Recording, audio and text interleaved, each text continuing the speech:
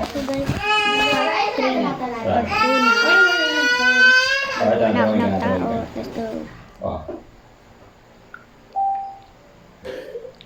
Ay, ikaw to. Huwag mo bubuksan.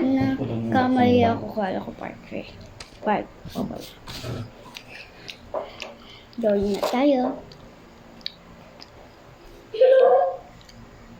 Ay, matulog yung kamay mo.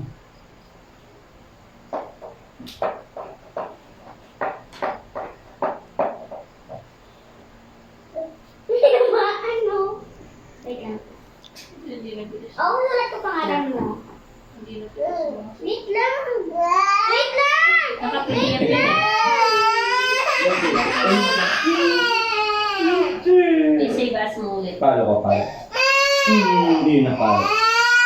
Palo. Ay, tama na yun. Palo. Nakin. 4-3 pa, kinema yung birthday ko. Sige. 4-3 pa palit ng legi ako.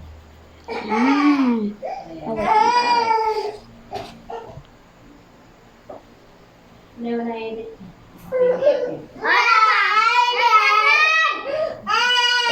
Tata. Iya.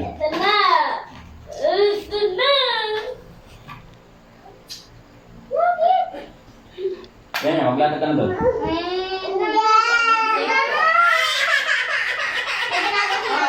Ano ko rin Okay, bye. Si Bastian. Si Bastian. Magsisimula ang first round campaign.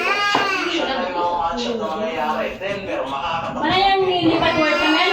Ben! Ano yung nilipat word sa mga PDF yun? Ang maghaharap Di ba dyan, na-edit? hawak ng Lakers ang Ay, home court ang advantage nalipat sa yun, mga mga PDF. games nila sa series na to. Ang upline ng creator ng Lakers, Dahil. LeBron. Wala ka rin makakain. Ba? May wala yun eh. Ba naman may panit ko na? Ang yan pa yun. Young star, may Alam mo yan? at gamitin ang ibang role players. Kennard Hachimura, Smart at iba pang saving fluid para magamit dito sa starter. Halos 50% sa tempo offense nila ang nawala dahil kay Luka Trips. At yan nga raw mismo yung sasamantalahin panigurado sa kanila ng Houston Rockets. Kaya nga mismo sila rin talaga ang inapol ng Rockets sa first round na to.